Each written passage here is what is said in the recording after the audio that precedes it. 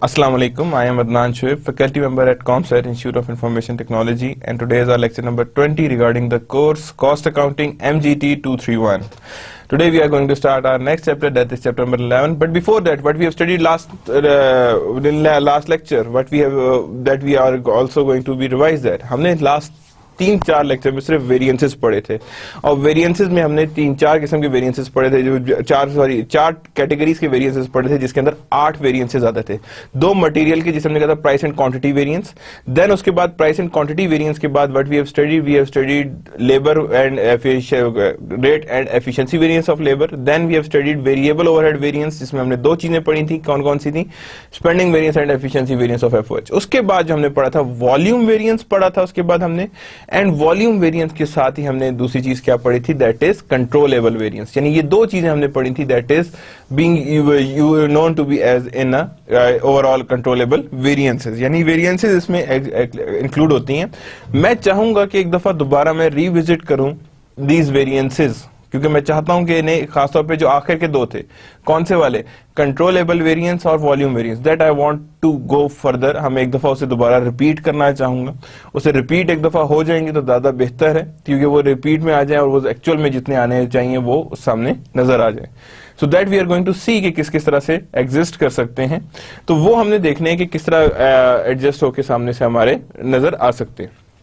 So further we are going to start today's lecture. लेकिन हम करेंगे ये कि जो वेरिएंस वाला जो चैप्टर, ये जो हमने लास्ट टाइम हमने किया है, अभी हमने जो टॉपिक किया था इसमें कंट्रोलेबल और स्पेशली दोज वन, उसको हम लोग एक दफा रिवाइज करें। Maybe I would attach them with the scrap और रीवर्क। जिस तरह हमने स्क्रैप और रीवर्क का चैप्टर करेंगे उस दिन डेफिनेटली हम वन मोर टाइम इस 2 वेरिएंसेस को रिविजिट करेंगे, because these variances are not that much simple और that much easy as I would say कि होनी चाहिए, उतना इजी नहीं है, ठीक है ना।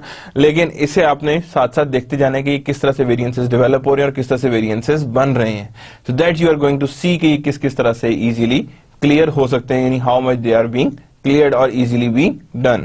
So starting with the new topic, that is lecture number 20, that is decision making and relevant information। यानी decision making को देखें और साथ ही हम देखें relevant informations कौन कौन सी हैं।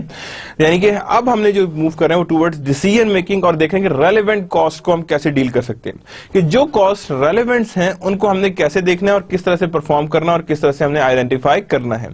That we are going to see कि हमने इसमें relevant cost को कैसे हैंडल करना है। relevant cost के अंदर क्या क्या चीजें आती हैं, किस किस तरह से आती हैं, that we have to see कि हमने ये किस किस तरह से उसे फर्दर इनकॉर्पोरेट करना है। जब हम लोग बात करते हैं डिसीजन मेकिंग की, तो डिसीजन मेकिंग का मतलब है कि हमने हर चीज के बारे में डिसीजन लेना है, और डिसीजन मेकिंग के सर्टेन स्टेप्स होते हैं, that we are also going to discuss. And then we have also seen के रेलेवेंट कॉस्ट कौन कौन सी होती हैं। देखिए बहुत सारे डिसीजन होते हैं ना, मैंने इस चीज को खरीदना है, बेचना है, लीज करूं या नया खरीदूं, क्या ये रिप्लेसमेंट के काबिल है, कब रिप्लेस करना है, अभी रिप्लेस करना है, बाद में रिप्लेस करना है, बेतहाशा चीजें इसके अंदर एग्जिस्ट कर रही। लेकिन relevant cost is something that is all together a big different, जिसे हम कह दें वो क्या है, हमारे पास थोड़ा सा डिफरेंट है या डिफरेंशिएशन साइड पे एग्जिस्ट कर रहा है, ठीक है ना। तो इसके अंदर हमने ये हर चीज को देखना है, आइदर मेक और बाय, क्या ऑफर्स हैं, क्या चीजें हैं, किन चीजों को सामने रख के क्या चीज हमने परफॉर्म करनी है। ये सारे के सारे हमने चीजों को आमने सामने रख के ही देखना है कि किस किस तरह से एग्जिस्ट कर रही हैं, और जिस तरह से वो एग्जिस्ट कर रही हैं that we are going to see कि ये किस तरह से एडजस्ट होकर सामने आ रहे हैं। सो यहाँ पे आ गया हमारे पास डिसीजन मेकिंग आ रहा है एंड रेलेवेंट इन्फॉर्मेशन आ रही हैं। क्या आ रही है? डिसीजन मेकिंग आ रही है एंड रेलेवेंट इन्फॉर्मेशन आ रही हैं। तो यहाँ पे हमने देखना है कि रीडिंग्स को, फर्स्ट ऑफ ऑल रीडिंग क्या है हमारे पास, फर्स्ट है 11th chapter Cost Accounting, Managerial Emphasis, Horngrain, 14th edition. You can write it, Chapter 11, Cost Accounting, Managerial Emphasis, 14th edition by Horngrain. Chapter number 13, Managerial Accounting, वो पहले की Cost Accounting थी, ये वाली है Managerial Accounting, 12th edition by Garrison, Norrin and Brewer. ये 2 readings हैं that are very important, you can see them, you can easily read them. Readings लाजमी साथ साथ रखें, कॉस्ट अकाउंटिंग के लिए आपको जरूरी है कि रीडिंग्स रखें और साथ साथ प्रैक्टिस भी रखें, क्योंकि आप प्रैक्टिस करेंगे तो सही है, खासतौर पे वेरिएंसेस की। नेक्स्ट लेक्चर में इंशाल्लाह जो विद आफ्टर 23rd या 24th लेक्चर होगा, वो हमारा कोई एक लेक्चर जो है वो स्क्रैप और रीवर्क कॉस्ट पे बेस कर रहा होगा, यानी रीवर्क कैसे होता है, स्क्रैप को कैसे मैनेज किया जाता है उस पे होगा। तो डेफिनेटली उसके साथ मैं वेरिएंसेस को अटैच करूंगा, बिकॉज ऑब्वियसली भी एट द सेम टाइम मैं आपको एडिशनल अटैच करके एक हाफ लेक्चर नहीं दे सकता, लेकिन because one is lecture is complete lecture, तो उसे हम करेंगे कि half lecture would be divided towards the variances and other half would be divided towards the scrap and rework cost, ताकि आप उसमें दोनों चीजें एडजस्ट हो जाए। So if anybody of you who hadn't understood the last two variances, that is controllable variance and that is volume variance, so don't panic with yourself. हम इसे दोबारा एक दफा विजिट करेंगे, just wait, इंशाल्लाह हम लोग विद इन 23rd या 24th लेक्चर जो है वो इंशाल्लाह इसी में से एक होगा, बल्कि इंशाल्लाह 23rd lecture would be on the basis on the revision of these two variances के हम इन दो वेरिएंसेस को रिवाइज करेंगे, ठीक है, और रिवाइज करने के बाद हम उसके आगे फर्दर चलेंगे। सो ठीक है, जिनको नहीं समझ I don't panic, just be patient रहें, किसी को नहीं समझ आई, किसी को नहीं समझ आ रही तो वो हम लोग कर लेंगे। बाकी 6 variances you should be very clear about them. These 2 variances I could easily remember redo them, ताकि आपको समझ आ जाए कि इनको हमने वेरिएंसेस को कैसे बनाया और किस किस तरह से हमने क्लियर करके इसे सामने लेकर आए हैं, ठीक है। कुछ चीजें होती हैं जो आपको मुश्किल हो जाती हैं, नई बंदे को समझ आती, लेकिन हम इंशाल्लाह उससे हम लोगों ने एडजस्ट करना है, ठीक है।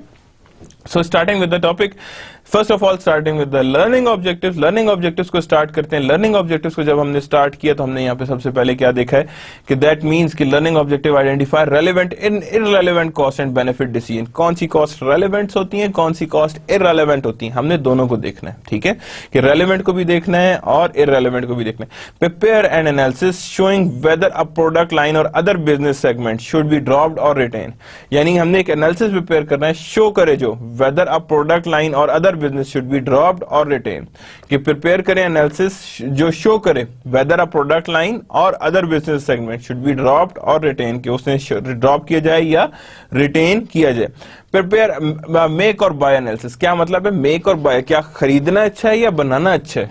बहुत सारी चीजें होती हैं जिसके लिए ये डिसीजन करना पड़ता है कि क्या मैं रॉ मटेरियल अपना खुद बनाऊं या बाहर से खरीदूं, क्या ये प्रोडक्ट का ये हिस्सा मैं खुद बनाऊं या बाहर से खरीदूं, क्या ये कंपोनेंट मैं खुद बनाऊं या बाहर से लूं। These are all decisions, these are based on make or buy. किस पे बेस कर रही होती है, make or buy. Prepare an analysis showing whether a special order should be accepted, यानी prepare an analysis जो है वो शो करे whether a special order should be accepted or not, यानी सबसे पहले हम देखेंगे कि prepare करें analysis कि whether a special order should be accepted or not, कि क्या special order को accept होना चाहिए या नहीं होना चाहिए।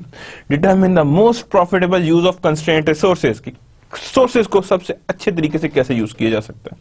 Resources are the scarce resources, यहाँ पे कभी भी नॉर्मल रिसोर्सेज नहीं होती, आपने हमेशा स्कार्स रिसोर्सेज की बात करते हैं, ठीक है ना। Obtaining more of a constraint resources, किसको ऑब्टेन करना होता है, कंस्ट्रेंट रिसोर्सेज को ऑब्टेन करना होता है। प्रिपेयर एन एनालिसिस, एनालिसिस को प्रिपेयर करें showing weather a joint product should be sold at the split of point और प्रोसेस्ड फर्दर, कि जो जॉइंट प्रोडक्ट्स हैं उनको स्प्लिट ऑफ पॉइंट पे सेल आउट कर दें या प्रोसेस करें फर्दर, उसे आगे भी प्रोसेस करना चाहिए या नहीं करना चाहिए। That we are going to see कि हम इसे किस तरह से मेजरमेंट्स दे सकते हैं, किस तरह से हम मेजर्स कर सकते हैं। So starting with the lecture, हम स्टार्ट लेक्चर करते हैं। That first topic, first of all talking about decision model. A decision model is a formal method of making choice, often involving both quantitative and qualitative। याद रखिएगा decision दोनों तरह से होता है, क्वालिटेटिव मैटर में भी होता है और क्वांटिटेटिव मैटर में भी एग्जिस्ट कर रहा होता है। Manager often use some variations of 5 step decision making process, यानी मैनेजर समटाइम्स क्या होता है use some variations of, use करते हैं, क्या यूज करते हैं, some variations of the 5 step decision making process, यानी कि जब भी वो यूज करते हैं वो 5 step decision making process use करते हैं। लेकिन याद रखिएगा डिसीजन जो है वो दोनों तरह से हो सकता है। One is based on quantitative and qualitative, किस पे बेस कर सकता है, क्वांटिटेटिव पे बेस कर सकता है और क्वालिटेटिव एनालिसिस पे बेस कर सकता है। Managers often use some variations of 5 step decision making process, क्या कर सकता है, use some steps of 5 use some variation of 5 step decision making process, कितना 5 स्टेप डिसीजन मेकिंग प्रोसेस को सामने रखते हुए। Then 5 step decision making process कौन कौन से होते हैं। फर्स्ट, ऑब्टेन इंफॉर्मेशन, सबसे पहले क्या करना पड़ता है, ऑब्टेन करनी पड़ती है information. Then make prediction about the future, then क्या है, when prediction about the future cost, and then choose an alternative. सब next thing choose an alternative. पहला क्या, ऑब्टेन इन्फॉर्मेशन, जितनी भी इंफॉर्मेशन अवेलेबल है किसी डिसीजन के बारे में वो सारी कलेक्ट कर लें। हर चीज, हर तरह की इंफॉर्मेशन आपके पास हो, कोई भी इंफॉर्मेशन आपसे लैक ना हो रही हो, किसी भी इंफॉर्मेशन की आपके पास कमी ना हो, जिसी के कहते हैं ना कि आपके पास कोई चीज लैकिंग में ना आ रही हो। That should be easily be done, और आपको इजीली क्लियर होके समझ आ रहा हो कि यहाँ पे ये डिसीजन करना है, और इस डिसीजन के बारे में हम सारी देखिए, जैसे हमने एक कार खरीदनी होती है, हमने कोई कार नजर आती है, हम उसके बारे में हर चीज इंफॉर्मेशन लेके आते हैं। That is information obtaining. उसके बाद डिसीजन करते हैं कि हाँ यार ये ठीक है या गलत है। In other words reviews are also being the part of this thing, या रिव्यूज भी इसी को कहा जाता है। Step 2, make prediction about the future cost. Future cost क्या पढ़नी है, फ्यूचर कॉस्ट में क्या पढ़ना है, तो वो चीजें भी आपने देखी कि फ्यूचर में कितनी कॉस्ट है। भाई अब गाड़ी अगर खरीद रहे हैं तो इसमें कॉस्ट कितनी पड़ी, क्या ये किस पे फ्यूल कितना खाएगी, क्या खाएगी, और कितना ज्यादा इस पे कॉस्टिंग पड़नी है। Step 3, choose an alternative. क्या करेंगे स्टेप 3, चूज एन अल्टरनेटिव। क्या अल्टरनेटिव एक चूज करेंगे कि कौन सा स्टेप 3 है, विच इज एन अल्टरनेटिव जो यूज कर सकते हैं हम, जो इजीली हम फर्दर परफॉर्म कर सकते हैं। Step 4, implement the decision. क्या है स्टेप 4, इंप्लीमेंट करना है डिसीजन को। किसको इंप्लीमेंट करना है, डिसीजन को इंप्लीमेंट करना है, कि इंप्लीमेंट द डिसीजन जो हमने सेलेक्ट किया, यानी अल्टरनेटिव सेलेक्ट किया, और अल्टरनेटिव में से एक चूज करना पड़ेगा ना, जो एक चूज करेंगे उसे इंप्लीमेंट करेंगे, तो that means we are going to implement a decision. हम क्या कर रहे हैं, डिसीजंस को इंप्लीमेंट कर रहे हैं, ठीक है। Step 5, evaluate performance. हम क्या करते हैं, इवेलुएट परफॉर्मेंस भी कर रहे होते हैं साथ साथ, कि जो डिसीजन हमने अप्लाई किया है वो ठीक है या गलत है, वो what type of this thing. So fine, the feedback is also being there, कि feedback भी साथ साथ जा रहा होता है with the passage of time, कि हाँ जी evaluate पूरे performance, क्या हमारा problem solve हो गया है या still the problem be there, कि यहाँ पे भी problem रहता है और भी problem ने solve होना बाकी है। So that's the decision making final. Clear? So far so good. We go further. Relevance. Relevant information has two characteristics. क्या आता है इसके अंदर, relevant information के अंदर two characteristics exist करती हैं। It occurs in future, यानी कि क्या आता है, relevant information has two characteristics. It occurs in the future. It differs among the alternative course of action. कि relevant information का मतलब क्या है, कि it occurs in future, कि इसने होना future में है, और it differs among alternative course of action, कि हर तरह के action के लिए ये different होती है। It's not being the same, हर दफा ये सेम नहीं रहती, it always makes be a differ, यानी ये डिफर करती है हमेशा अपने अल्टरनेटिव कोर्स ऑफ एक्शन में, यानी it has a different alternative course of action, के कोर्स ऑफ एक्शन जो होते हैं वो दोनों के डिफर कर रहे होते हैं, यानी डिफरेंट अल्टरनेटिव्स पे चल रहे होते हैं। रेलेवेंट कॉस्ट क्या होती है, that is expected future cost, की कितनी कॉस्ट फ्यूचर में लग सकती है, कितनी कॉस्ट ने एग्जिस्ट करना है। And relevant news expected future revenue, यानी कि जो हमें फ्यूचर में रेवेन्यू एक्सपेक्टेड है कि जो हमें रिसीव होगा, या जो हम एक्सपेक्टेड रेवेन्यू रिसीव कर सकते हैं। तो that means relevant revenue and expected future revenue, that we are going to see कि कितने कितने रेवेन्यूज हमारे पास एग्जिस्ट कर रहे हैं और कितने में हम लोग अभी रहते हैं। So moving further, relevant cost illustration, किस तरफ आ रहे हैं, इलस्ट्रेशन। रेलिवेंट कॉस्ट कैसे निकालते हैं, अल्टरनेटिव है do not rear all revenue और organise, and revenue and cost साथ साथ है, ठीक है ना। अब यहां पे हमारे पास देखें दोनों चीजें आ रही हैं साथ साथ, क्या है, alternative one do not reorganise, कोई है जिसे हमने रीऑर्गेनाइज करना है, ठीक है, एंड देयर एग्जिस्ट ऑर्गेनाइज। आप इसे एग्जांपल पूरी पढ़ सकते हैं in your book, I have just taken the table. तो रेवेन्यू वो कहता है कि if I am going to not, I am not going to reorganise, तो हमारा रेवेन्यू कितना है जी 6.25 मिलियन, यहां भी रेवेन्यू कितना है 6.25, टैग मटेरियल कितना चाहिए 1.2 मिलियन, 1.2 मिलियन, लेबर कितनी है, यहां पे आप देखें डू नॉट ऑर्गेनाइज की वजह से क्या होगा, labour is very high as compare to this one. If I am going to organise, यहां पे मेरे पास लेबर कॉस्ट बच जाएगी। मैन्युफैक्चरिंग ओवरहेड दोनों के बराबर रहेंगे एंड इसके भी बराबर रहेंगे, और मार्केटिंग दोनों की 2 मिलियन की है, और अगर रीऑर्गेनाइज किया तो हमारे पास रीऑर्गेनाइजेशन कॉस्ट पड़ेगी 90,000 की, कितने की पड़ेगी हमारे पास 90,000 की रीऑर्गेनाइजेशन कॉस्ट आएगी। और जब हमारी रीऑर्गेनाइजेशन कॉस्ट आई तो हमारे पास टोटल कॉस्ट कितनी है 4640 एंड 4570, तो डेफिनेटली रीऑर्गेनाइज की कॉस्ट कम है। तो हमारे पास आ गया 1610,000 एंड 1680,000, तो दैट मीन्स 70,000 का डिफरेंस एग्जिस्ट कर रहा है। कितना एग्जिस्ट कर रहा है, 70,000 का एग्जिस्ट कर रहा है। अब ये था ऑल कॉस्ट को लेके, किसको लेके, ऑल कॉस्ट के। When I am talking about only a relevant cost, किसकी बात करूंगा मैं, सिर्फ और सिर्फ रेलेवेंट कॉस्ट की बात करूं तो यहां पे मैं कहूंगा जी रेलेवेंट कॉस्ट क्या जी, ये है relevant cost, relevant cost is this one. तो हमने जब इसे ओवरऑल टोटल किया तो 645 70, तो the difference is only of 70,000। कितना डिफरेंस आ रहा है? 70,000। तो नहीं, बोथ केस में डिफरेंस सेम है, लेकिन डिफरेंस एग्जिस्ट कर रहा है if you are not going to take the alternative. That's how the comparison will be done, कि इस तरह हम लोग कंपेयर करते हैं और इसी कंपैरिजन की बेस पे ही हमने एनालाइज करना होता है कि कितना कितना हमारे पास एग्जिस्ट कर रहा है। फीचर्स क्या है रेलेवेंट इंफॉर्मेशन के, वो हम देखते हैं कि कौन कौन से फीचर्स एग्जिस्ट करते हैं। पास्ट हिस्टोरिकल कॉस्ट में be helpful as a basis of making prediction. क्या करना है हमने अब? Making prediction. However past cost themselves are always irrelevant when making decision. यानी कि पास्ट कॉस्ट जो है वो हेल्पफुल होते हैं इन मेकिंग डिसीजन, लेकिन याद रखिएगा past cost itself are always irrelevant when making decision, कि जो पास्ट कॉस्ट हैं वो भी इररेलेवेंट टू आवर डिसीजंस होती हैं। That is a very technical statement, just be on the concentrate on it. Past cost में भी हेल्पफुल, कि वो हेल्पफुल हो सकती हैं as a basis for making prediction. किसके लिए? As a basis for making prediction. However past costs themselves are always irrelevant when making decision, कि past costs normally irrelevant हो जाती हैं जब हम लोग decision making की बात करते हैं या decisions की लेने की बात करते हैं। Different alternatives can be compared by examining difference in expected total future revenue and expected total future cost। यानी वो कहता है different alternatives can be compared, दो बहुत से alternatives जो हैं different जो हैं वो compare हो सकते हैं by examining their expected revenues and expected cost। यानी कि काफी सारे अल्टरनेटिव्स को हम एक्सपेक्टेड रेवेन्यू और एक्सपेक्टेड कॉस्ट की बेस पे हम एनालाइज कर सकते हैं। जो भी उसके एनालिसिस होगा that we can easily see कि हाँ जी इतना इतना एनालिसिस एग्जिस्ट कर रहा है, इतने इतने एनालिसिस पे हम एग्जिस्ट कर पाएंगे। ठीक है, not all expected future revenue and future cost are relevant. सारे के सारे फ्यूचर रेवेन्यू और फ्यूचर कॉस्ट जो हैं वो रेलिवेंट नहीं होते, सारे के सारे रेलिवेंट में नहीं आते। Expected future revenues and expected future cost that do not differ among alternative are irrelevant। क्या मतलब है? Expected future revenue and expected future cost that do not differ among alternative are irrelevant। जो differ जिनकी values में changes नहीं है, जैसे हमने देखा था ना रेलिवेंट कॉस्ट में हमने भी सिर्फ डायरेक्ट लेबर रखा था। क्यों रखा था? Because that is the one who is affecting, बाकी सारे वेरिएट नहीं कर रहे थे। तो जो वेरिएट नहीं कर रहे थे वो सारे क्या कहेंगे? That is being irrelevant. क्या कहेंगे उसे हम? इररेलेवेंट।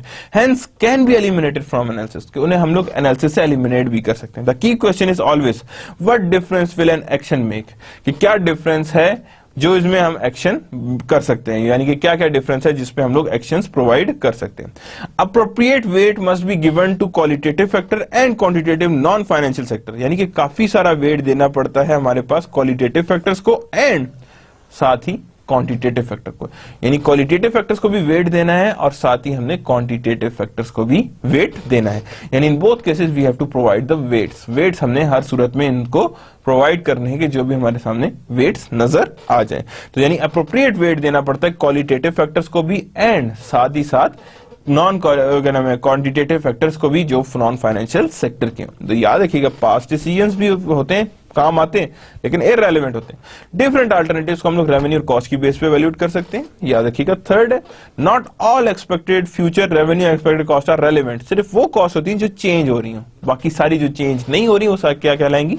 इररेलेवेंट होती है। और कुछ एनालिसिस से आप बाहर निकाल सकते हैं बिकॉज वो चेंज ही नहीं हो रही, तो फायदा, क्योंकि चेंज होने वाली कॉस्ट जो है दैट इज अ बेनिफिशियल, वो जरूरी होती है। ठीक है ना। Appropriate weight must be given to qualitative factors. क्या करना पड़ता है? अप्रोप्रिएट वेट देना चाहिए qualitative and quantitative non financial factors को। क्या करना चाहिए? नॉन फाइनेंशियल फैक्टर्स को वेट देना चाहिए, क्वालिटेटिव हो या क्वांटिटेटिव हो, तो उसको उनको वेट देना जरूरी है कि ज्यादा हमने क्वांटिटेटिव और क्वालिटेटिव नॉन फाइनेंशियल सेक्टर्स को वेट देना है। नाउ मूविंग टुवर्ड्स द इररेलेवेंस, किसकी तरफ मूव कर रहे हैं हम? इररेलेवेंस की। इररेलेवेंस क्या होती है और किस तरह से वर्क करती है? Historical cost are the past cost that are irrelevant to decision making. Also cost sunk cost. जो भी हिस्टोरिकल कॉस्ट होती है वो पास्ट कॉस्ट होती है, पहले हो चुकी है cost, that are absolutely irrelevant to decision making. किससे होता है वो? इररेलेवेंट टू डिसीजन मेकिंग होता है। Also known as sunk cost. क्या कहते हैं उसे हम?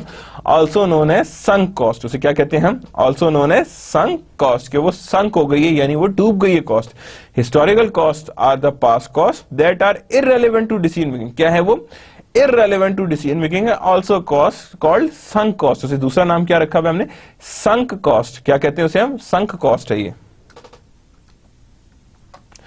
The starting point, the absorption based budget statement. अब यहाँ पे क्या है, हम लोग एब्जॉर्प्शन बेस्ड बजट स्टेटमेंट बना रहे हैं। अब यहाँ क्या है, यूनिट सोल्ड 30,000 है, रेवेन्यूज इतने इतने आए हैं हमारे पास, software cost of good sold, variable cost manufacturing, तो हमने कहा जी total cost of good sold इतनी है, मार्केटिंग कॉस्ट हमने निकाली और फुल कॉस्ट ऑफ प्रोडक्ट कितनी इतनी आ रही है, ऑपरेटिंग इनकम 30,000 आ रही है, यानी $1 पर यूनिट आप अपने एसेट पे कमा रहे हैं।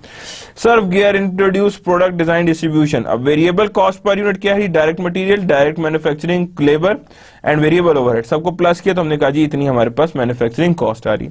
Fixed manufacturing cost per unit कितनी है, that means fixed direct manufacturing labour cost यहां आ गई है एंड फिक्स्ड ओवरहेड कॉस्ट इधर आ गई, तो दैट मींस $4.5 यहां पे हमारे पास पड़ रही है, जिसपे हम लोग बात कर रहे हैं। टाइप्स ऑफ इंफॉर्मेशन, किस किस टाइप की इंफॉर्मेशन एग्जिस्ट कर रही है और किस किस तरह से वो इंफॉर्मेशन सामने आ रही है। तो जब टाइप्स ऑफ इंफॉर्मेशन की बात करते हैं तो याद रखिएगा, when we are talking about types of information, तो सबसे पहली जो चीज हमारे सामने आती है वो है quantitative factors are outcome that can be measured in numerical terms. याद रखिएगा, ये बहुत ज्यादा इंपॉर्टेंट है कि याद रखिएगा क्वांटिटेटिव ऑलवेज न्यूमेरिकल और न्यूमेरिकल की बात करते हैं तो कॉस्ट अकाउंटिंग तो है ही सारी न्यूमेरिकल, इसमें थ्योरी बेस्ड है ही कुछ नहीं। Qualitative factors are outcomes that are difficult to measure, यानी क्वालिटेटिव फैक्टर का are outcomes that are difficult to measure. मैं आपको कहता हूं हाँ जी ये चीज बहुत अच्छी है, ये बुरी है, नाउ मेजर इट, कितनी अच्छी है कितनी बुरी है, that is a qualitative factor. अब आपने उसे मेजर करना है, that is the most difficult case कि आप किसी के स्टेटमेंट को कर देंगे हाँ जी ये बहुत अच्छी है। नाउ व्हाट लेवल ऑफ अच्छी यू डोंट नो, अब वो लेवल आपको नहीं मिलना, that is a difficult task to measure it, कि किस लेवल की अच्छी कहा गया, because it's a qualitative statement, मैंने क्वालिटेटिवली स्टेटमेंट दे दिया। And measure the accurately in numerical terms such as satisfaction, कि मेजर करें उसे एक्यूरेटली इन न्यूमेरिकल टर्म्स, कि उसे न्यूमेरिकल टर्म्स में एक्यूरेटली मेजर करें सच as satisfaction, are just as important as quantitative factor. ये क्या होते हैं, जस्ट एज इंपॉर्टेंट होते हैं as quantitative factors, even though they are difficult to measure, लेकिन इंपॉर्टेंट जो होते हैं उतने ही होते हैं जितने क्वांटिटेटिव फैक्टर्स होते हैं, लेकिन उन्हें डिफिकल्टी बहुत होती है इन टर्म्स ऑफ मेजरमेंट, कि आप उसे मेजर कैसे करेंगे और किन बेसिस पे मेजर करेंगे। That is the biggest difficulty that exist when we talk about a quantitative factor. किसी बात करते हैं जब हम क्वांटिटेटिव फैक्टर की बात करते हैं तो उनको मेजर करना काफी डिफिकल्टी में आ जाता है, यानी that is a difficult portion कि आप जब उसे क्वांटिटेटिव मेजर में क्वांटिटेटिव लेवल पे मेजर करने की बात करते हैं। नाउ द टर्मिनोलॉजीज, कुछ टर्मिनोलॉजीज हैं जो यूज होती हैं। First of all are talking about incremental cost, the additional cost, total cost incurred for an activity. अभी हमने कहा डिसीजन ले रहे हैं ना, अब जब डिसीजन ले रहे थे तो इसमें देखा था आपने रेलेवेंट कॉस्ट कितनी शो हो रही थी, that relevant cost is being shown equals to 90। कितनी शो हो रही थी वो, 90 शो हो रही थी, तो दैट सॉरी 90,000 शो हो रही थी, दैट इज 90,000 शो हो रही थी, तो 90,000 is what, it's an incremental cost जो एडिशनल कॉस्ट पड़ रही थी। और next is the differential cost, the difference in total cost between two alternative, कि दोनों कॉस्ट में कितना डिफरेंस है। हम क्या कर रहे थे, टोटल लेबर में कितना डिफरेंस है, तकरीबन काफी सारा डिफरेंस है ना, एक 640 कह रहा था, एक 440 कह रहा था, यही था ना, 640,000 था और एक था 440,000, तो यानी इन दोनों में क्या था, डिफरेंस ज्यादा एग्जिस्ट करता था, यानी मतलब in the difference in total cost between to alternatives, के दोनों में डिफरेंस इन टोटल कॉस्ट कितना आ रहा है between alternative, that we are going to see. Then incremental revenue, the additional total revenue from an activity, कि कितना revenue additional आ रहा है टोटल एक्टिविटी से, ठीक है ना, यानी कोई डिफरेंशियल आ रहा है, यानी एक तो या तो ये डिफरेंशियल कॉस्ट है या इंक्रीमेंटल रेवेन्यू है, या differential the difference in total revenue between two alternative, उसे क्या कहते हैं हम, डिफरेंशियल रेवेन्यू। तो first I am talking about incremental cost यानी एडिशनल कॉस्ट, जैसे हमने कहा रेलिवेंट कॉस्ट पड़ी 90,000 की। डिफरेंशियल कॉस्ट मींस कि जहां पे जब total cost between two alternative differentiate करके आप निकाल रहे हैं incremental revenue, the additional total revenue from an activity, कि कितना एडिशनल रेवेन्यू आ रहा है from an activity.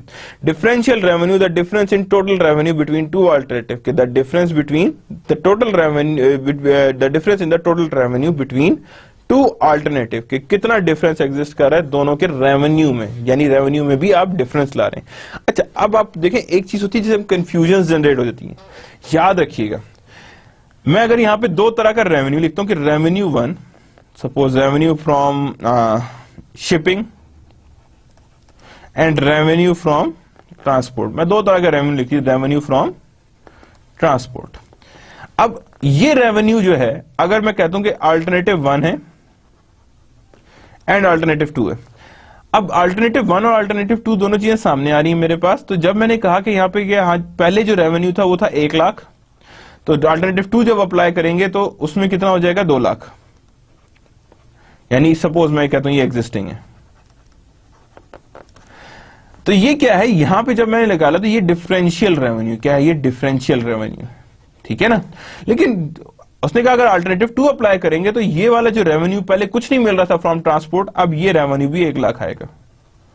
Now this revenue is known as incremental revenue. क्या कहेगा ये, incremental revenue. Now you got the point, I think so, कि आपको पता हो कि जो ऑलरेडी प्रॉफिट एग्जिस्टिंग है उसमें अगर इंक्रीज आ रहा है तो that is known as differential revenue. लेकिन जो ऑलरेडी जो प्रॉफिट नहीं मिल रहा, लेकिन वो एकदम से सेपरेट हेड की तरह हमें प्रॉफिट मिलना शुरू हो जाए, that is known as incremental revenue. Same is the case with the cost, कि उसमें भी डिफरेंशियल कॉस्ट और इंक्रीमेंटल कॉस्ट होते हैं। Same is the case with the incremental revenue and differential revenue, कि उनके साथ भी यही केस इन्वॉल्व होता है कि हमने इंक्रीमेंटल रेवेन्यू देखना होता है और साथ ही हमने डिफरेंशियल रेवेन्यू को भी आइडेंटिफाई करना होता है, कि इंक्रीमेंटल रेवेन्यू भी नजर आ जाए और साथ ही हमें डिफरेंशियल रेवेन्यू भी नजर आ जाए। तो जब हम लोग दोनों चीजों को सामने देख रहे हैं, that means it exist on the both cases, कि डिफरेंशियल रेवेन्यूज भी हैं और इंक्रीमेंटल रेवेन्यूज भी एग्जिस्ट कर रहे हैं। So moving further, types of decision, किस किस तरह के टाइप के डिसीजन एग्जिस्ट कर रहे होते हैं। One time only special order, कोई चीज एक वन टाइम मंगानी है, कोई चीज आपने वन टाइम करनी है, कोई एक्टिविटी वन टाइम लेनी है, कोई एक्टिविटी वन टाइम लेनी है। तो एक्टिविटी वन टाइम जो होगी उसके लिए भी डिसीजन होते हैं, बहुत सारी होती हैं जिसमें वन टाइम होता है। जैसे आपने प्लांट है, टोटल ओवरऑल उठा के सारा कुछ जो है वो आपने ऑटोमेशन पे लेके आना है, तो that is a one time decision. ये नहीं होगा कि हाँ जी ऑटोमेशन पे ले आए हूं तो अब मैं चलो अच्छा नहीं काम कर रहा तो चलो मैनुअल पे आ जाए, नहीं। अगर आप ऑटोमेशन, सारा कुछ ऑटोमेशन पे लाएंगे, सारा कुछ रोबोटिक्स पे ले आएंगे अपनी फर्म को, तो जब आप रोबोटिक्स पे ला रहे हैं फर्म को, तो याद रखिएगा इट्स अ वन टाइम। ये बार बार नहीं होना कि मैं अगले साल फिर मैनुअल जो फिर ऑटोमेशन, नहीं, वो सारी की सारी मशीनरीज नहीं आती, everything is being done separately, दोबारा से होती है। देखें मैं कहता हूं suppose I am making a plastic pipes, मैंने अब कहना नहीं कल से ऐसा करते हैं हम स्टील के पाइप बनाते हैं, तो क्या ख्याल है जो प्लास्टिक पाइप बना रही है जो मशीनरी, वही स्टील के पाइप बनाएगी? नो, स्टील के पाइप के लिए आपको बहुत स्ट्रांग मशीनरी चाहिए होगी। तो दैट मीन्स कि ये वन टाइम डिसीजन होते हैं, कि जब मशीनरी चेंज कर ली तो वो वन टाइम डिसीजंस के लिए भी ये टाइप ऑफ डिसीजंस है। इन सोर्सिंग और आउटसोर्सिंग, क्या मैं ये चीज बाहर से मंगाऊं या अंदर ही खुद बनाऊं, यानी अपनी सेल्फ सफिशिएंसी की तरफ जाऊं या बाहर से किसी से लूं, यानी means to say whether I should go for the outsourcing और whether I should go for the insourcing, यानी मैं अपना रॉ मटेरियल खुद बनाऊं या किसी से बाहर से परचेज करूं। मेक और बाय, क्या मैं इस चीज को बनाऊं या बाहर से खरीद लूं। जैसे मर्चेंडाइज है वो क्या करता है, बाहर से खरीदता है आगे बेच देता है, लेकिन कुछ होते हैं जो मैन्युफैक्चर कर रहे हो, तो so either we should make or we should buy, कि क्या हमें बनाना चाहिए या हमें बेचना चाहिए। प्रोडक्ट मिक्स की बात करते हैं, किसकी बात करते हैं हम, प्रोडक्ट मिक्स की बात करते हैं। जब हम प्रोडक्ट मिक्स की बात करते हैं तो याद रखिएगा कि हमने किस तरह का प्रोडक्ट डेवलप करना है, क्या करना है, हमने किस तरह का प्रोडक्ट डेवलप करना है, how we are going to develop the product, कि हमने किस तरह से उस प्रोडक्ट को हमने क्लियर करके सामने लेकर आना है। तो जितना भी प्रोडक्ट मिक्स आएगा that would easily being seen, यानी कितनी हमारे पास इजीली हो सकता है। तो प्रोडक्ट मिक्स की जब बात करते हैं तो किस तरह का, यानी मुझे कौन कौन से प्रोडक्ट्स अपनी लाइन में रखने हैं, इनकी डिमांड है, इनकी डिमांड हो सकती है, फ्यूचर में इसकी डिमांड है, इसकी डिमांड नहीं है। जैसे हम लोग फॉर एग्जांपल कहते हैं कि हर जैसे कपड़ा जो बनाते हैं, जो टेक्सटाइल मिल्स होती हैं, ये क्या गर्मियों का कपड़ा सर्दियों में बनाए, सर्दियों का कपड़ा गर्मियों में बना सकती हैं? नो, दे न्यू कि हाँ जी ये फ्यूचर में देखती कि डिसीजन, हाँ जी अब गर्मियां आ रही तो we should move towards the lower side. अब जैसे ही मैं मूव करता हूँ वापस सर्दियों की तरफ, तो they start making a bit warmer cloth. तो दैट मीन्स कि उनका प्रोडक्ट मिक्स चेंज होता रहता है विद द टाइम। किसके साथ चेंज होता रहता है? विद द टाइम उसके प्रोडक्ट मिक्स चेंज होता रहता है। कस्टमर प्रॉफिटेबिलिटी आती है कि कस्टमर प्रॉफिटेबिलिटी कहां पे आ रही है, कि किधर से ज्यादा कस्टमर ज्यादा प्रॉफिटेबल हो। बहुत अच्छी एग्जांपल लेता हूं मोबाइल्स की। नया कोई भी फोन आता है या न्यू फोन मार्केट में लॉन्च होता है, उसकी स्टार्टिंग प्राइस बहुत ज्यादा रखी जाती है। क्यों रखी जाती है? कि लोग, हमें पता होता है लोगों की डिमांड बहुत हाई है, वो क्या करते हैं कि हाँ जी ज्यादा प्राइस पे भी खरीदेंगे। उसमें क्या होता है, बहुत बड़ा प्रॉफिट चंक निकाल लेते हैं। जब उन्हें पता होता है कि हाँ जी अब वो जो जिस कहते हैं ना कि फॉरन रैपिड कॉम जो है वो जितनी भी वो ले चुकी है मोबाइल, उसके बाद उसकी प्राइस आहिस्ता आहिस्ता गिरना शुरू होती है। कि उसके बाद मार्केट पेनिट्रेशन भी जाते हैं। पहले मार्केट स्किम कर ली कि कस्टमर से प्रॉफिट ले लिया, उसके बाद वो कहते हैं जी हाँ जी अब बेशक ये लोअर मार्केट में चला जाए। ब्रांच सेगमेंट, एडिंग और डिस्काउंटिंग। कुछ सेगमेंट्स होते हैं जो नहीं काम कर रहे, जिनकी हमें प्रॉफिटेबिलिटी पता है नहीं आनी उधर से, तो दैट मींस वो सेगमेंट ऐसे हैं जो ऐड हो रहे हैं या डिस्काउंट हो रहे हैं, यानी ऐड हो रहे हैं या डिस्काउंट होते जा रहे हैं। तो हमने ब्रांच और सेगमेंट का भी ध्यान रखना है, कौन कौन से ऐड होने चाहिए, कौन कौन से डिसकंटिन्यू हो जाने चाहिए। इक्विपमेंट रिप्लेसमेंट, अगर इक्विपमेंट रिप्लेस करना है तो कब रिप्लेस करना है, किस तरह रिप्लेस करना है, and how we are going to change it, किस तरह से हमने उसे चेंज करना और किस तरह से हमने उन्हें रिप्लेस करना है। सो फॉर देखते हैं आगे। One time only special order, accepting or rejecting. अब यहां पे क्या बात कर रहे हैं, accepting or rejecting special order when there is idle production capacity and the special order has no longer implication. यानी क्या करना है कि क्या हमें ऑर्डर एक्सेप्ट करना चाहिए या रिजेक्ट करना चाहिए, जब हमें पता है कि हमारे पास आइडल कैपेसिटी पड़ी है, हम ज्यादा कैपेसिटी बना सकते हैं, and the special order has no long run implication, कि उसके उस ऑर्डर का हमें कोई लॉन्ग रन में बेनिफिट नजर नहीं आ रहा। तो जब हमें लॉन्ग रन में कोई बेनिफिट नजर नहीं आ रहा तो इसका मतलब है कि हमें यहाँ पे डिसाइड करना है कि weather we should accept that order or either we should reject that order. Decision rule क्या है? Does the special order generate additional operating income? क्या special order additional operating income generate कर सकता है? क्या वो additional operating income को generate करके दे सकता है? क्या हमारे पास income generate होगी? अगर हो रही है तो yes, otherwise reject. कि अगर हो रही है तो हम एक्सेप्ट कर लेंगे, अगर नहीं हो रही तो then we are going to reject it, हम उसे रिजेक्ट कर देंगे, हम उसे रिजेक्ट करके साइड पे कर देंगे। Compares relevant revenues and relevant cost to determine profitability. क्या करते हैं, हम कंपेयर करेंगे relevant revenues and relevant cost, यानी रेलेवेंट रेवेन्यूज को कंपेयर करेंगे एंड रेलेवेंट कॉस्ट को, कि क्या प्रॉफिटेबिलिटी एग्जिस्ट कर भी रही है या नहीं कर रही, चाहे कॉस्ट भी कम हो गई चाहे रेवेन्यू भी बढ़ गया, दोनों केस में हमारे पास ऑपरेटिंग इनकम बढ़ जाएगी, ज्यादा हो जाएगी। आगे चलते हैं। Special order illustration. अब यहां पे क्या है देखें जी, without special order with special order.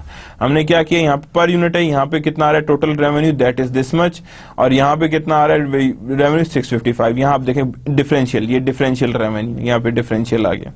Manufacturing देखें यहाँ पे है, यहाँ पे ज्यादा हो गई है, ये as it is marketing same रहेगी। यहाँ पे ओवरऑल टोटल वेरिएबल कॉस्ट है, कंट्रीब्यूशन मार्जिन 225 है या 242 है।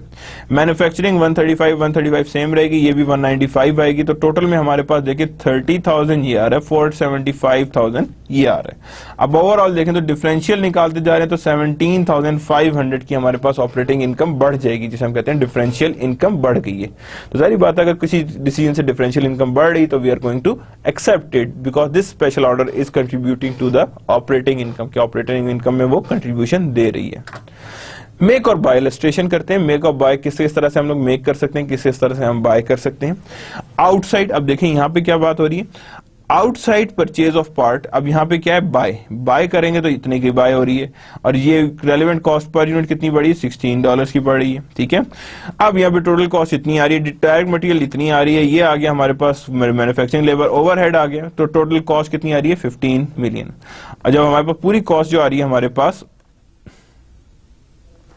वो आ रही है 15 मिलियन, तो 15 मिलियन कॉस्ट आ रही है, तो यहाँ पे बाय पे कितना है, दैट इज दिस मच, यानी बाय करेंगे तो 16 मिलियन है। ये सारा मेक करने के लिए हमें डायरेक्ट मटेरियल भी चाहिए, लेबर भी चाहिए, एफओएस भी चाहिए, मार्केटिंग भी चाहिए, तो ये सारी मेरे पास मेक की इंफॉर्मेशन। लेकिन बाय करेंगे तो एक दफा बन गई ना, बाय हुई भी है वही लगेगी, तो इसका मतलब है मेक करना हमें ज्यादा सस्ता पड़ रहा है, 15 मिलियन का पड़ रहा है, जबकि हमें बाय करना 16 मिलियन का पड़ रहा है। तो that means definitely we go with the make.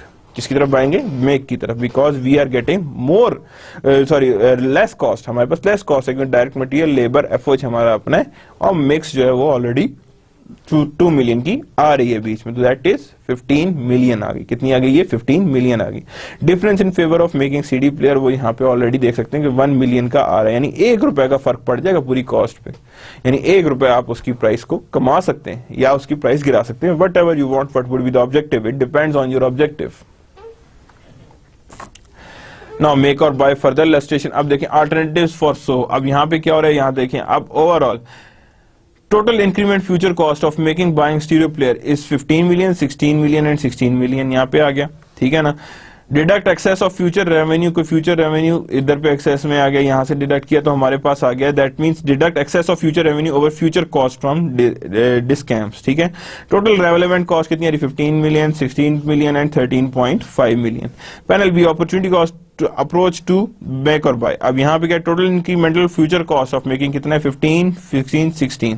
वो कह रहा है अपॉर्चुनिटी कॉस्ट प्रॉफिट कितना होना है यहाँ पे 2.5 मिलियन, 2.5 और 2.5। तो यहाँ पे हमारे पास आ गया 17, 8.5, 18.5 मिलियन एंड 16 मिलियन। कितना आ गया 16 मिलियन हमारे पास आ गया। तो यू कैन इजीली कंपेयर के which one is the good one, buy stereo and player and make discount Discman, यानी क्या करें पहले बाय करें और उसके बाद डिस्कमैन बनाएं ताकि जरूरत होती। देखिए बहुत से लोग कहते हैं कि हाँ जी खुद बनाए तो ज्यादा बेहतर है, लेकिन समटाइम्स इट्स सो हैपन कि किसी चीज को इकोनॉमीज ऑफ स्केल उसकी प्राइस को गिराती है।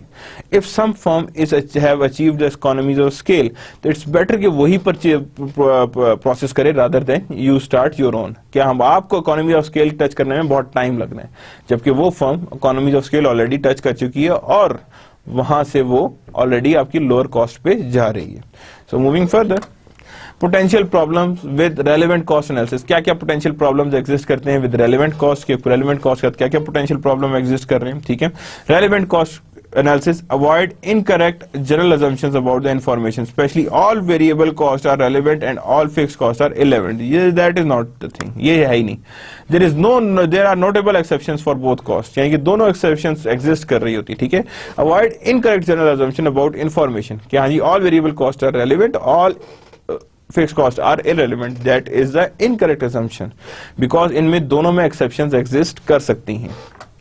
Now problem with using cost data के साथ using का प्रॉब्लम क्या है? Including irrelevant cost in error। क्या होता है including irrelevant cost in error? के error में जो है वो irrelevant cost exist कर रही है। Using the same unit cost with different output level, के हर आउटपुट लेवल पे आप different same unit cost use करें। Fix cost per unit change with the different level of output, यानी कि फिक्स कॉस्ट जो वो हर दफा यूनिट के साथ चेंज हो जाती है पर यूनिट, क्योंकि ज्यादा यूनिट्स होते हैं तो इकोनॉमीज ऑफ स्केल की तरफ जाना शुरू कर देती है। किधर जाना शुरू हो जाती है? इकोनॉमीज ऑफ स्केल की तरफ जाना शुरू हो जाते हैं, तो वो हर पर यूनिट के साथ वो चेंज हो रही होती है। Avoid potential problem with relevant cost analysis की, जो भी पोटेंशियल प्रॉब्लम्स है रेलेवेंट कॉस्ट एनालिसिस के वो हमारे पास अलग अलग हैं, सेपरेट नजर आ रहे हैं, ठीक है। Then focus on total revenue and total cost, not their per unit equivalent, यानी फोकस किस पे रहना है हमारा? Total revenue and total cost, not on their per unit equivalent, कि हम उनके पर यूनिट इक्विवेलेंट पे हमने कॉस्ट नहीं करनी, यानी कि प्रॉब्लम्स विद रेलेवेंट कॉस्ट, कि ये हमारे पास पोटेंशियल प्रॉब्लम्स होती हैं कि हम ज्यादा फोकस किधर जा रहे हैं, इनकी तरफ कर रहे हैं, इसकी तरफ फोकस नहीं कर रहे। Continually evaluate to ensure that it meets the requirement of relevant information, continually आप इवेल्युएट करें कि क्या हमारी रेलेवेंट इन्फॉर्मेशन की रिक्वायरमेंट्स को ये पूरा कर रहे हैं या नहीं कर रहे हैं। मतलब ये हमने अवॉइड करनी दोनों पोटेंशियल प्रॉब्लम, कि यहाँ पे हमने सबसे पहले इवेल्युएट भी करते रहना है और साथ साथ देखना है कि टोटल रेवेन्यू टोटल कॉस्ट पे ज्यादा फोकस है और बाकी दूसरी चीज पे नॉट देयर ऑन इक्विवेलेंट, यानी कि इक्विवेलेंट पे हमारा फोकस नहीं बल्कि कॉस्ट और रेवेन्यू पे ज्यादा होना चाहिए। Then moving towards insourcing versus outsourcing. Insourcing क्या होती है और आउटसोर्सिंग क्या होती है, that we are going to see. Insourcing producing goods और services within the organisation, क्या करना है हमने? प्रोड्यूसिंग गुड्स और services within the organisation, कि हमने गुड्स और सर्विसेज बनाने विद इन द ऑर्गेनाइजेशन, और परचेजिंग अ गुड्स और services from outsider vendors. So that is the difference between insourcing and outsourcing, also called make or buy decision। क्या कहा जाता है इसे? make और buy decision भी कहा जाता है। Decision you select that option will provide the firm with the lowest cost, जिसकी lowest cost पड़ी that we are going to see, कि जिसकी जहाँ पे cost lowest पड़ी है therefore that has the highest profit, कि जितनी cost कम होगी उतना profit हम ज्यादा earn करेंगे। Then there exists a qualitative factor. Non-quantitative factors may be extremely important in evaluation process, yet do not show up directly in calculation. Directly calculation में show नहीं होते। Quality requirement, किस तरह की क्वालिटी है, वो तो सारी क्वालिटेटिव नेचर की होगी। रेपुटेशन ऑफ आउटसोर्सर के, रेपुटेशन ऑफ आउटसोर्सर क्या है कि किस तरह की रेपुटेशन एग्जिस्ट करती है उसकी। एम्प्लॉय मोराल किस तरह का है कि वो क्या वाकई में इस तरह की हायर प्रोडक्शन के लिए तैयार भी है नहीं है। Logistic consideration, difference from plant, यानी कि लॉजिस्टिक कंसिडरेशन किस तरह की है, यानी how much is the distance from plant, कि what type of logistical considerations exist करती हैं। Opportunity cost there exist. Opportunity cost is the contribution to operating income, यानी ये अपॉर्चुनिटी क्या है? Contribution to operating income that is forgone by not using limited resources, कि वो option जो not using, जो हमने यूज नहीं की, उसकी वजह से हमारे पास कितनी ऑपरेटिंग इनकम है जो फॉरगॉन के चली गई है, और वो वाकई में हमें इनकम कितनी थी। How much profit did the firm lose out by not selecting this alternative, कितनी वो प्रॉफिट लूज किया by not selecting that alternative. Special type of opportunity cost के होल्डिंग कॉस्ट फॉर इन्वेंट्री, यानी होल्डिंग कॉस्ट फॉर इन्वेंट्री भी है। Funds tied up in inventory are not available for investment elsewhere, ये भी एक opportunity cost है कि मेरे फंड्स फंस जाए इन्वेंट्री में। अब इन्वेंट्री में फंड्स फंस जाए, यानी इसका मतलब है वो फंड्स तो मैं कहीं इन्वेस्ट नहीं कर सकता, बिकॉज वो सारे के सारे कहां पड़े, इन्वेंट्री में पड़े हैं। तो that is another special type of opportunity cost. Product mix decision की तरफ जा रहे हैं। अब प्रोडक्ट मिक्स डिसीजन कैसे रन होता है, किस तरह से परफॉर्म होता है। When we talk about product mix decision, the decision made by company about which product to sell and what quantity, यानी कि कितनी, कौन सा प्रोडक्ट बेचना है और कितनी क्वांटिटी में वो बेचना है। डिसीजन रूल क्या है? Choose the product that produces the highest contribution margin per unit of constraining resources, कि वो प्रोडक्ट चूज करना है that produces highest contribution, जो क्या करेगा, highest contribution margin per unit देगा, यानी कि जिसकी हाईएस्ट प्रोडक्शन आएगी। यानी कि choose the company about it, यानी जो प्रोडक्ट या दो यूनिट जो है हाईएस्ट कंट्रीब्यूशन मार्जिन देगा, select that one in a constraint resources, के कंस्ट्रेंट रिसोर्सेज में उसका कैसे रेवेन्यू सबसे हायर हो सकता है।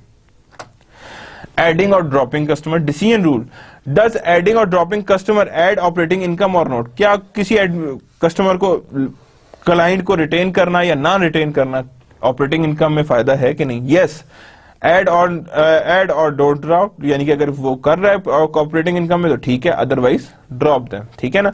Decision is based on profitability of customer, decision किसी बेस पे होता है? Profitability of customer, not how the revenue customer generates.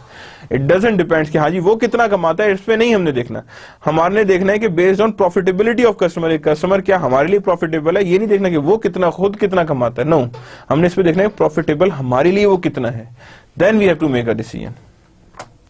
Customer profitability analysis देखें, वोगल, ब्रेनर, वेस्क, अब ये बड़े बड़े कस्टमर हैं। पहले क्या रेवेन्यू इसमें कितना, वेगल के साथ 5 लाख, इसका 3 लाख, इसका 4 लाख, 370 इसकी कॉस्ट ऑफ गुड्स सोल्ड है, इससे 220 इसकी 330। फ्यूचर होल्डिंग लेबर्स इतनी आ रही है इनकी, ठीक है। फ्यूचर हैंडलिंग इक्विपमेंट्स वो ये आ रही हैं। Marketing support is there, rent is there, sales is there, general administration is there, allocated corporate office cost is there. तो यहां पे हमारे पास क्या आ गया, that is are 491,000, that 284, 432 and 1207। तो कितना कितना ऑपरेटिंग इनकम, 9,000, 16,000, 32 एंड 7। तो obviously Brenner is on the higher side of operating income, और जो चीज ऑपरेटिंग इनकम में कंट्रीब्यूट कर रहे हैं तो that is a actual customer profitability analysis.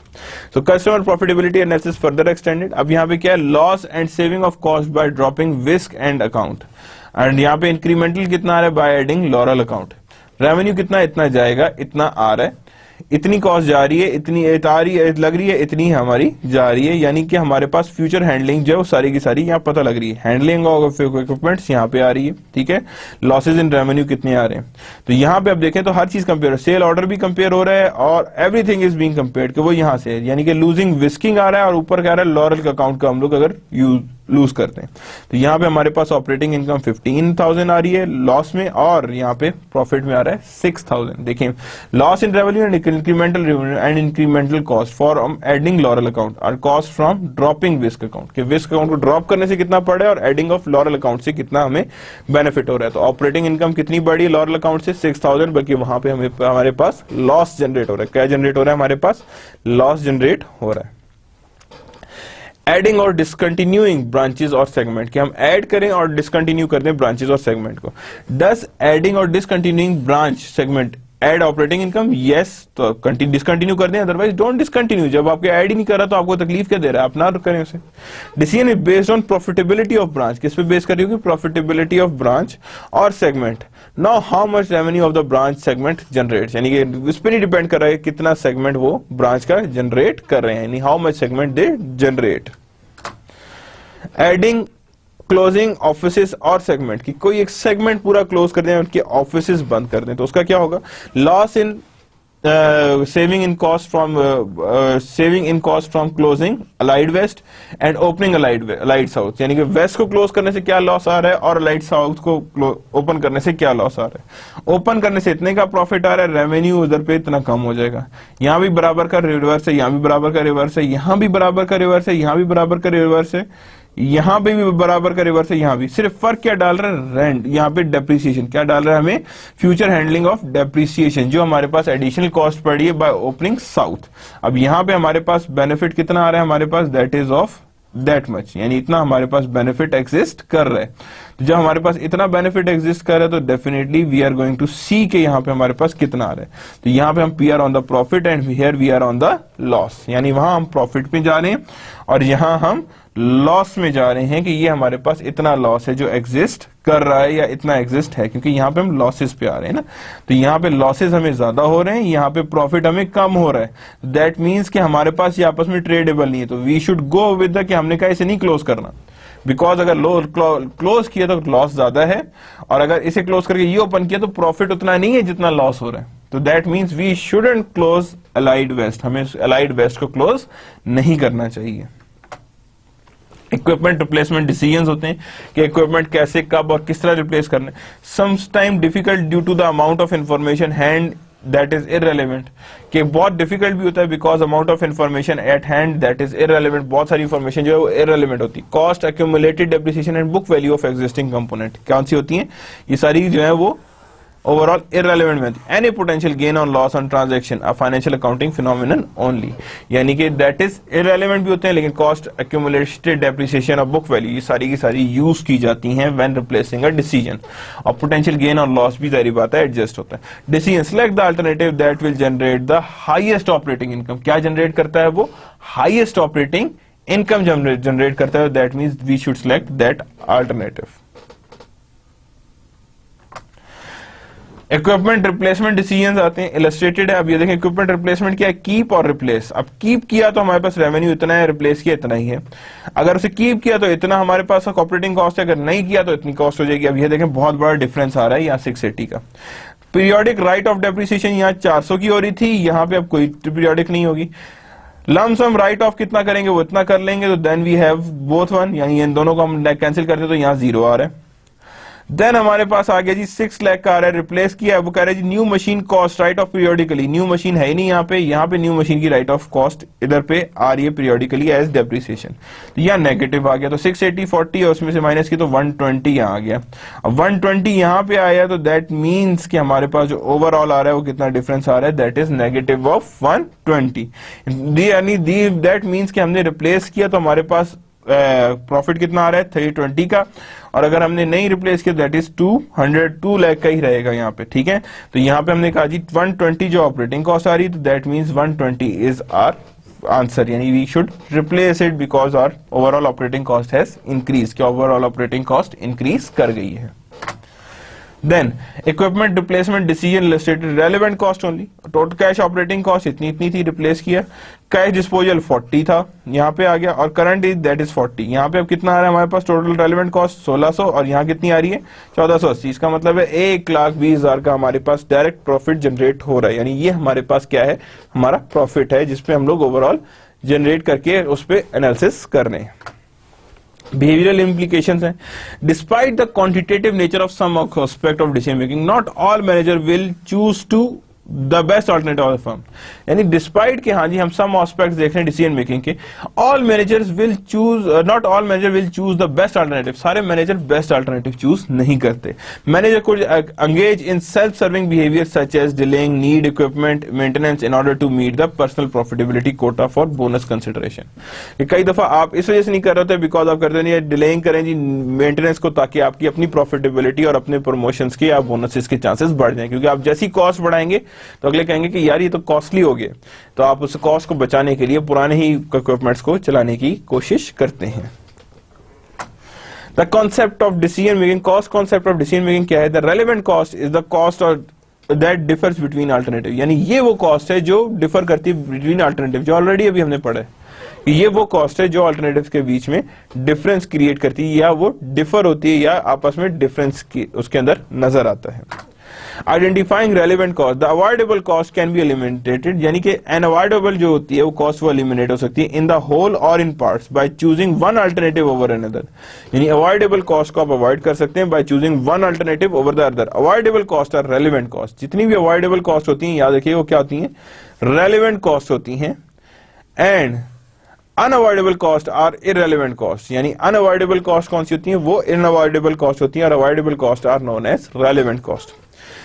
To broad categories of cost are never relevant in any decision, यानी दो तरह की ब्रॉड कैटेगरीज ऑफ कॉस्ट होती हैं। They include sunk cost, future cost, क्या होती है उसके अंदर, they include sunk cost and they include future cost. Two broad categories of cost हैं, बहुत बड़ी ब्रॉड कैटेगरीज ऑफ कॉस्ट हैं, आर नेवर रेलेवेंट, यानी टू ब्रॉड कैटेगरीज जो है वो आपस में कॉस्ट की कभी भी रेलेवेंट नहीं होती इन any decision.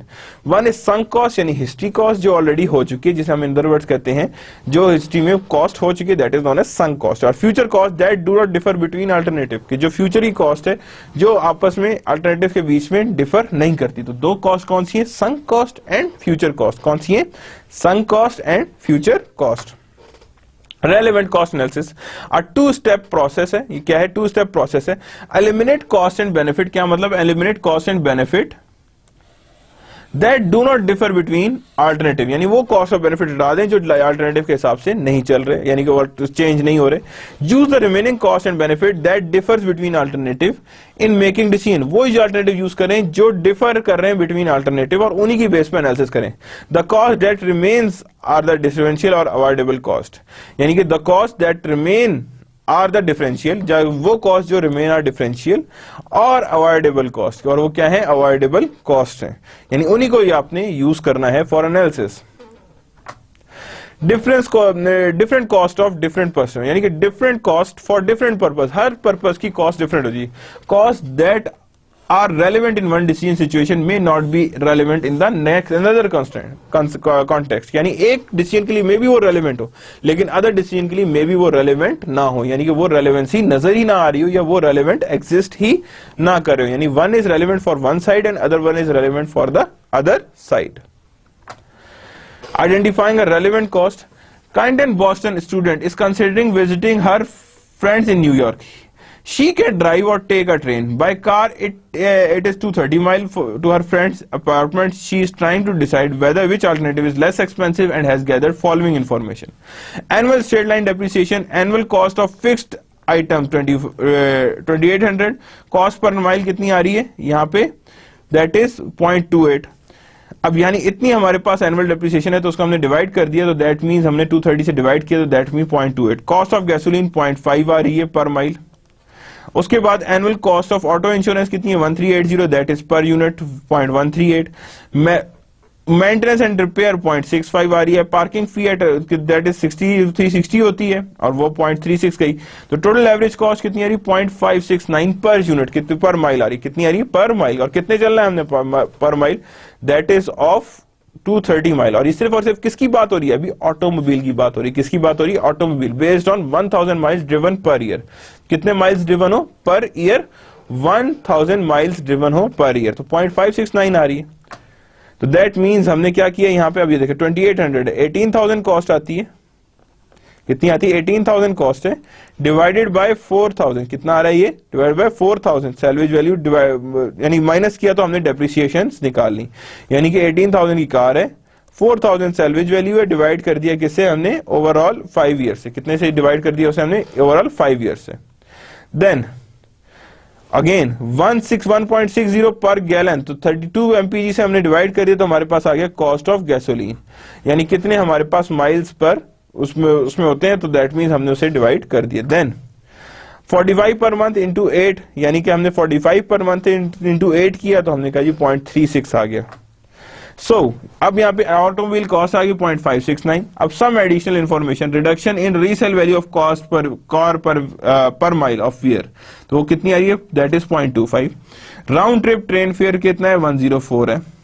Benefit of relaxing on on train trip. अब ये क्या चीज है, दैट इज क्वालिटेटिव मेजर। ये क्या चीज है हमारे पास, क्वालिटेटिव मेजर है।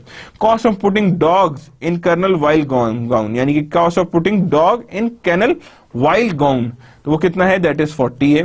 Benefit of having car in New York, कोई नहीं पता।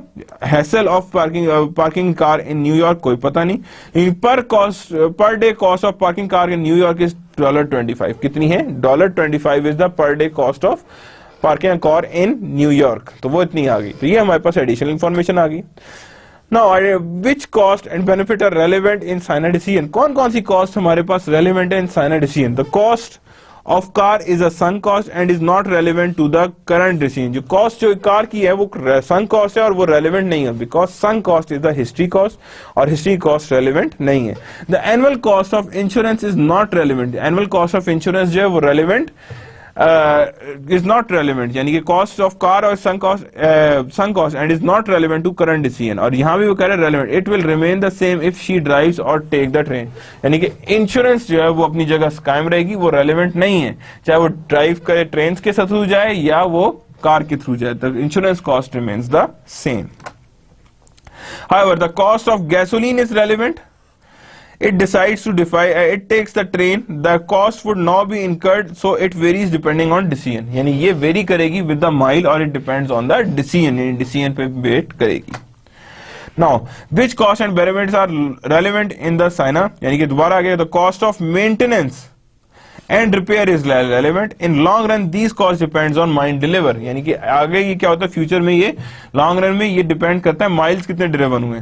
The monthly school parking fee is not relevant because it must be paid if चाहे ड्राइव और टेक द ट्रेन, यानी ये पार्किंग का खर्चा होते हैं देना ही देना पड़ेगा, चाहे वो ट्रेन से चाहे जाए या चाहे वो कार से जाए। At this point, we can see that some of the average cost 0.569 क्या आ रहा है 0.569 per mile are relevant and other are not। यानी 0.569 जो है वो relevant है, बाकी कोई चीज भी relevant नजर नहीं आ रही।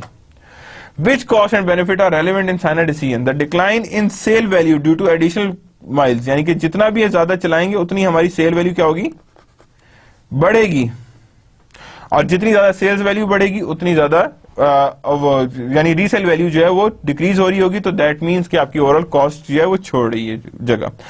Relaxing in on train is relevant but even it is difficult to assign a dollar value to that benefit. ये सही है कि रिलैक्सिंग का टाइम कैलकुलेट होना चाहिए, लेकिन आप उसे मेजर नहीं कर सकते कि कौन सा कितना रिलैक्सिंग का टाइम चाहिए। The round trip train fair is clearly relevant, if you drive the cost can be avoided, यानी राउंड ट्रिप ट्रेन का जो फेयर है दैट इज क्लियरली एविडेंट और वो ड्राइव करिए कॉस्ट कैन बी अवॉइडेड, यानी कॉस्ट से अवॉइड भी हो रहा है। The kennel cost is not relevant, यानी कैनल कॉस्ट क्या है वो रेलेवेंट नहीं है, because Cynthia will incur the cost if she drives or take train, यानी कि वो कॉस्ट जो है वो रेलेवेंट नहीं है।